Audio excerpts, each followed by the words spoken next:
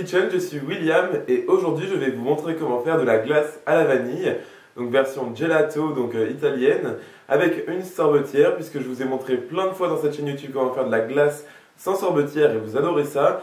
Mais pour ceux qui ont une sorbetière, je voulais vous proposer une recette différente, donc vraiment authentique de la glace à la vanille toute simple. Vous pouvez faire ce que vous voulez avec cette recette, ajouter du chocolat, des morceaux d'Oreo, n'importe quoi dedans, ce sera délicieux. Je vous partage surtout cette recette aujourd'hui pour pouvoir vous en partager d'autres plus tard où j'utiliserai cette glace à la vanille. Mais en tout cas, vous allez voir, ça va être super simple à faire tant que vous avez une sorbetière. Alors on va commencer par faire une crème anglaise et pour cela vous aurez besoin de crème liquide, 30% de matière grasse minimum, vraiment important. Ici j'ai de la pâte de gousse de vanille, donc n'hésitez pas à utiliser une gousse de vanille si jamais vous n'avez pas ce type de pâte qui est vraiment magnifique pour ces recettes, donc à base de vanille où c'est très important d'avoir de la qualité. Ici j'ai du sucre blanc. Ensuite ici j'ai de nombreux jaunes d'œufs, mais surtout ne jetez pas les blancs d'œufs qui vont avec. Vous allez pouvoir faire par exemple des meringues ou des macarons. D'ailleurs je prévois de faire des recettes à base de blancs d'œufs, donc restez connectés pour ça. Et enfin j'ai ici du lait entier, c'est très important qu'il soit entier pour vraiment avoir une glace très crémeuse. Alors dans ma casserole je commence par faire chauffer mon lait entier, auquel j'ajoute ma crème liquide et ma pâte de gousse de vanille.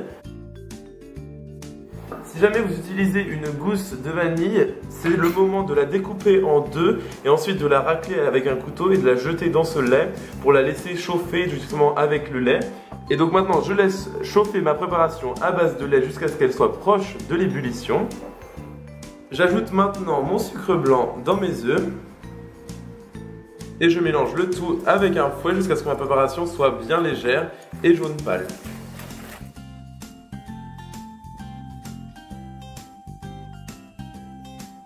Alors comme vous pouvez voir, mes œufs sont parfaits puisqu'ils forment un ruban quand je prends le fouet et que je mets la préparation en l'air comme ceci.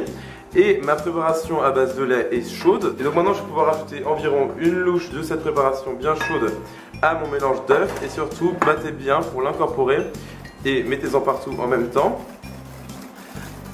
Voilà. Surtout il faut vraiment bien battre pour ne pas cramer vos œufs car sinon après vous allez avoir des œufs brouillés et croyez-moi vous voulez pas ça dans votre glace. Donc vous ajoutez votre mélange liquide dans vos œufs petit à petit. Voilà, donc j'ai ajouté environ 4 louches de ma préparation liquide et donc maintenant je vais ajouter le restant dans ma préparation tout en battant.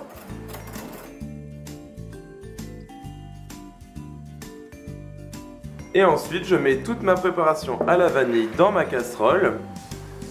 Et donc maintenant je chauffe à nouveau ma crème anglaise tout en battant avec soit un fouet soit une maryse comme ici. Voilà, donc ma crème anglaise est maintenant prête, ça fait environ 5 minutes que je suis en train de la chauffer tout en battant. Et comme vous pouvez voir, si vous trempez une cuillère en bois dans votre préparation et que vous glissez votre doigt au milieu de votre crème anglaise et que votre trace persiste, c'est qu'elle est prête, donc c'est génial. Maintenant je vais la retirer du feu et je remets ma préparation dans mon saladier. Alors je mets du film étirable sur ma crème pour qu'au moment du refroidissement nous n'ayons pas une peau qui se forme au-dessus de notre crème anglaise. Et donc maintenant je vais la laisser reposer d'abord à température ambiante pendant environ 1 heure car elle est très chaude et ensuite au réfrigérateur. Je vous conseille vraiment de la faire un jour à l'avance, c'est vraiment meilleur et les parfums justement vont plus se distribuer et s'infuser dans votre préparation si vous la laissez reposer toute une nuit. Mais 4 heures suffisent tant que la préparation est bien froide et qu'elle repose au moins 4 heures, ça ira. Alors puisque aujourd'hui je fais une vraie recette de glace, je vais utiliser une sorbetière. Ici c'est un bol que j'ai adapté à mon KitchenAid. C'est vraiment la première fois que je l'utilise, donc j'ai vraiment hâte de voir le résultat. Donc là pour le coup on va découvrir ensemble.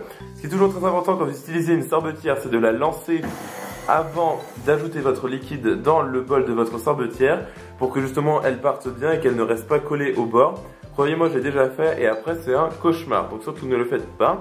Et donc maintenant je vais mettre ma crème anglaise dans mon bol de sorbetière et je vais laisser le tout battre pendant une quinzaine de minutes environ jusqu'à ce que ma crème soit prise.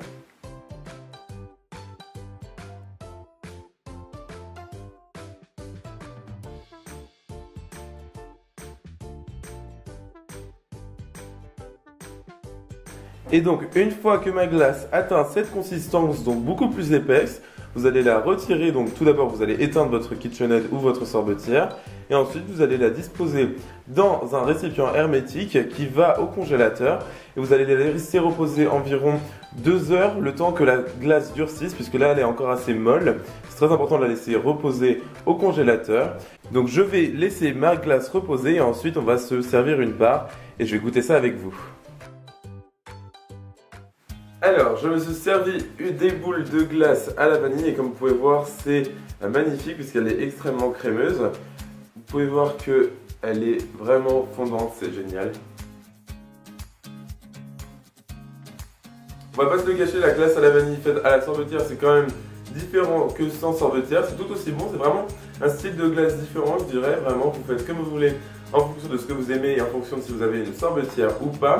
En tout cas, vous avez vu que c'était super simple à faire. Donc n'hésitez pas à refaire cette recette en retrouvant la liste des ingrédients dans la description de cette vidéo, ainsi que les réseaux sociaux où vous pouvez me retrouver, donc Facebook, Twitter, Instagram et Snapchat. Et moi je vous vois dans la prochaine vidéo. Salut!